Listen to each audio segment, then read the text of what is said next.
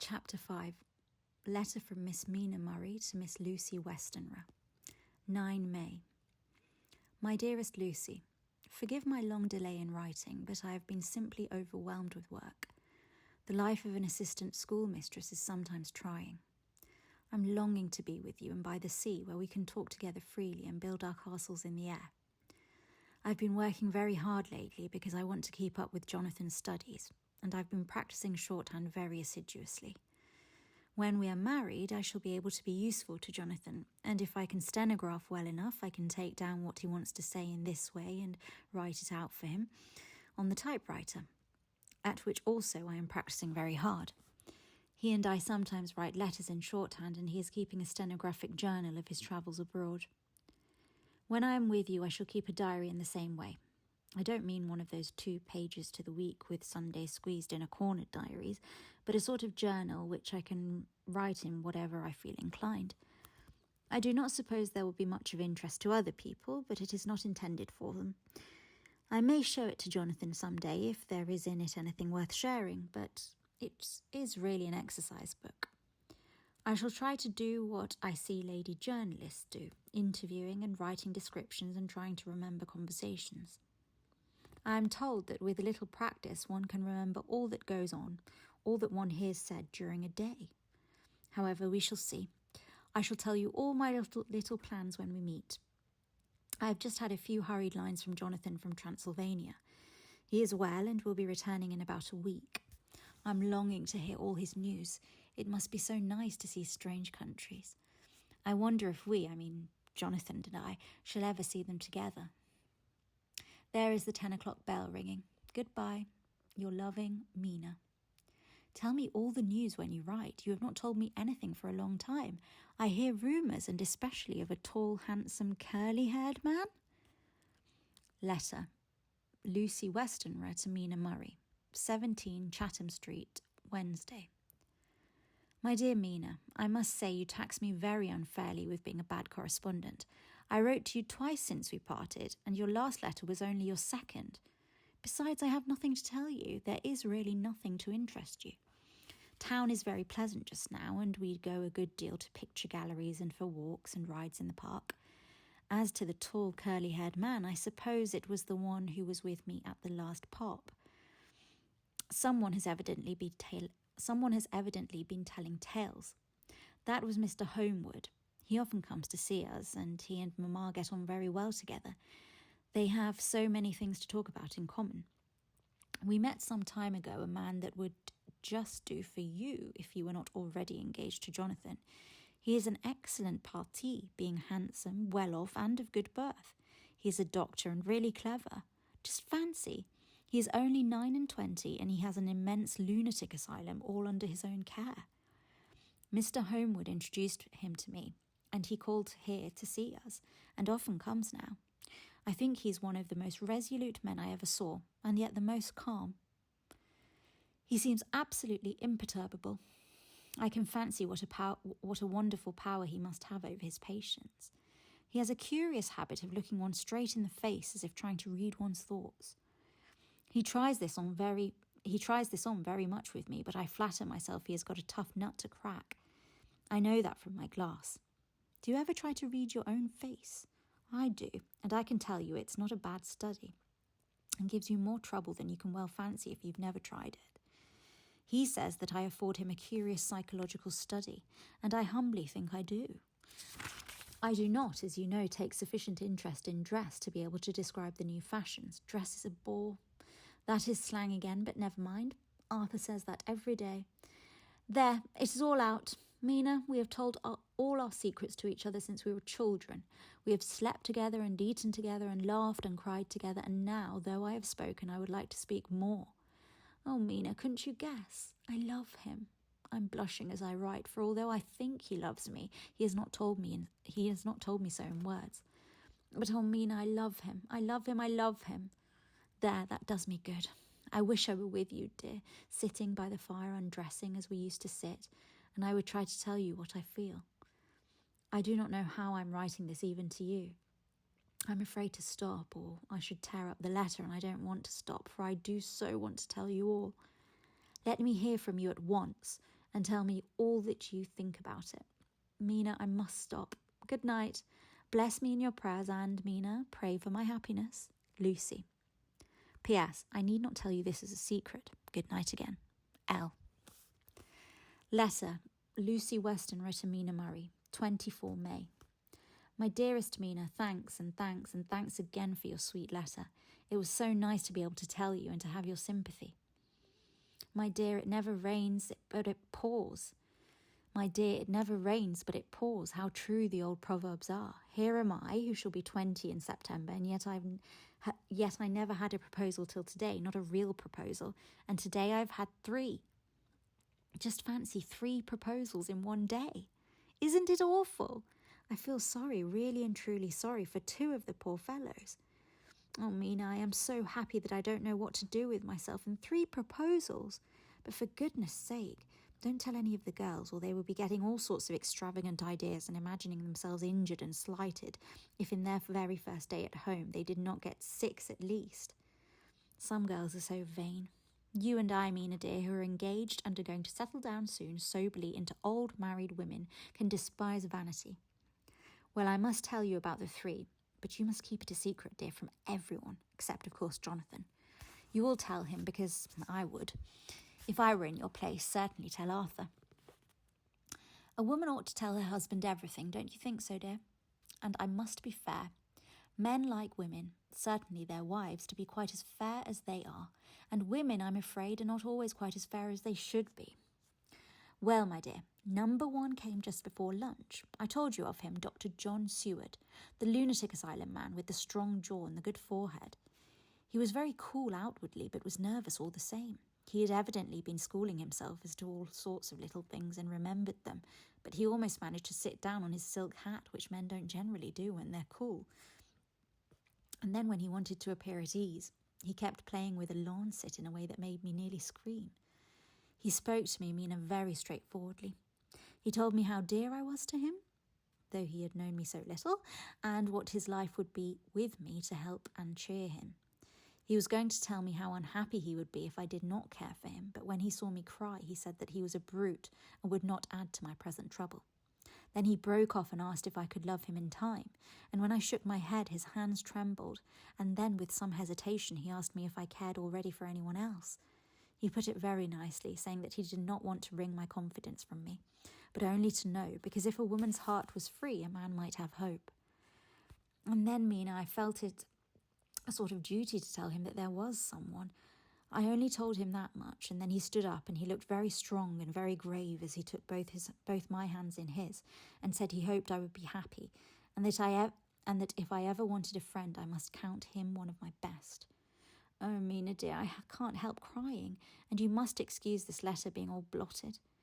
Being proposed to is all very nice and all that sort of thing, but it isn't at all a happy thing when you have to see a poor fellow whom you know loves you honestly going away and looking all broken-hearted, and to know that, no matter what he may say at the moment, you're passing quite out of his life. My dear, I must stop here at present. I feel so miserable, though I am so happy. Evening. Arthur has just gone, and I feel in better spirits than when I left off, so I can go on telling you about the day. Well, my dear, number 2 came after lunch. He is such a nice fellow, an American from Texas. And he looks so young and so fresh that it seems almost impossible that he has been to so many places and has had such adventures. I sympathise with poor Desdemona when she had such a dangerous stream poured in her ear, even by a black man. I suppose that we women are such cowards that we think a man will save us from fears and we marry him. I know now what I would do if I were a man and wanted to make a girl love me. No, I don't, for there was Mr. Morris telling us his stories and Arthur never told any, and yet, my dear, I am somewhat previous. Mr. Quincy P. Morris found me alone. It seems that a man always does find a girl alone. No, he doesn't, for Arthur tried twice to make a chance, and I helping him all I could, I am not ashamed to say it now. I must tell you beforehand that Mr. Morris doesn't always speak slang. That is to say, he never does so to strangers or before them, for he is really well educated and has exquisite manners. But he found out that it amused me to hear him talk American slang, and whenever I was present, and there was no one to be shocked, he said such funny things. I'm afraid, my dear, he has to invent it all, for it fits exactly into whatever else he has to say. But this is a way slang has. I do not know myself if I shall ever speak slang. I do not know if Arthur likes it, as I have never heard him use any as yet. Well, Mr. Morris sat down beside me and looked as happy and jolly as he could, but I could see all the same he was very nervous. He took my hand in his, and he said ever so sweetly, "Miss Lucy, I know I ain't good enough to regulate the fixins of your little shoes, but I guess if you wait till you find a man that is, you will go join them 7 young women with the lamps when you quit. Won't you just hitch up alongside of me and let us go down the long road together, driving in double harness?" Well, he did look so good-humoured and so jolly that it didn't seem half so hard to refuse him as it did poor Dr. Seward. So as I said, as lightly as I could, that I did not know anything of hitching, and that I wasn't broken to harness at all yet. Then he said that he had spoken in a light manner, and he hoped that if he had made a mistake in doing so on so grave, so momentous an occasion for him, I would forgive him. He really did look serious when he was saying it, and I couldn't help feeling a bit serious too. I know, Mina, you will think me a horrid flirt, though I couldn't help feeling a sort of exultation that he was number 2 in one day. And then, my dear, before I could say a word, he began pouring out a perfect torrent of love-making, laying his very heart and soul at my feet. He looked so earnest over it that I shall never again think that a man must be playful always and never earnest, because he is merry at times. I suppose he saw something in my face which checked him, for he suddenly stopped and said with a sort of manly fervour that I could have loved him for if I had been free, "Lucy, you're an honest-hearted girl, I know. I should not be here speaking to you as I am now if I did not believe you clean grit, right through to the very depths of your soul. Tell me, like one good fellow to another, is there anyone else that you care for? And if there is, I'll never trouble you a hair's breadth again, but will be, if you let me, a very faithful friend." My dear Mina, why are men so noble when we women are so little worthy of them? Here was I almost making fun of this great-hearted, true gentleman. I burst into tears. I'm afraid, my dear, you will think this a very sloppy letter in more ways than one, and I really felt very badly. Why can't they let a girl marry 3 men, or as many as want her, and save all this trouble? But this is heresy, and I must not say it. I'm glad to say that, though I was crying, I was able to look into Mr. Morris's brave eyes, and I told him out straight. Yes, there is someone I love, though he has not told me yet that he even loves me. I was right to speak to him so frankly, for quite a light came into his face, and he put out both his hands and took mine. I think I put them into his, and said in a hearty way, "That's my brave girl. It's better worth being late for a chance of winning you than being in time for any other girl in the world. Don't cry, my dear. If it's for me, I'm a hard nut to crack, and I take it standing up. If that other fellow doesn't know his happiness, well, he'd better look for it soon, or he'll have to deal with me. Little girl, your honesty and pluck have made me a friend, and that's rarer than a lover. It's more unselfish anyhow. My dear, I'm going to have a pretty lonely walk between this and Kingdom Come. Won't you give me one kiss? It'll be something to keep off the darkness now and then. You can, you know, if you like, for that other good fellow, he must be a good fellow, my dear, and a fine fellow, or you could not love him, hasn't spoken yet." That quite won me, Mina, for it was brave and sweet of him, and noble too, to a rival, wasn't it? And he's so sad. So I leant over and kissed him. He stood up with my 2 hands in his, and as he looked down into my face, I'm afraid I was blushing very much, he said, "Little girl, I hold your hand and you've kissed me, and if these things don't make us friends, nothing ever will. Thank you for your sweet honesty and goodbye." He wrung my hand and taking up his hat went straight out of the room without looking back, without a tear or a quiver or a pause, and I am crying like a baby. Oh, why must a man like that be made unhappy when there are lots of girls about who would worship the very ground he trod on? I know I would if I were free, only I don't want to be free. My dear, this quite upset me, and I feel I cannot write of happiness just at once, after telling you of it, and I don't wish to tell of the number 3 till it can be all happy. Ever your loving, Lucy. P.S. Oh, about number 3. I needn't tell you of number 3, need I? Besides, it was all so confused. It seemed only a moment from his coming into the room till both his arms were round me and he was kissing me. I'm very, very happy, and I don't know what I've done to deserve it. I must only try in the future to show that I am not ungrateful for all his goodness to me in sending to me such a lover, such a husband, and such a friend. Goodbye.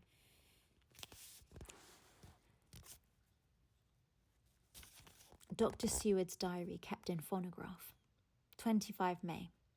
Ebb tide in appetite today. Cannot eat, cannot rest, so diary instead. Since my rebuff of yesterday, I have a sort of empty feeling. Nothing in the world seems of sufficient importance to be worth the doing. As I knew that the only cure for this sort of thing was work, I went down amongst the patients. I picked out one who has afforded me a study of much interest. He is so quaint in his ideas and so unlike the normal lunatic that I have determined to understand him as well as I can. Today I seem to get nearer than ever before to the heart of his mystery. I questioned him more fully than I had ever done, with a view to making myself master of the facts of his hallucination.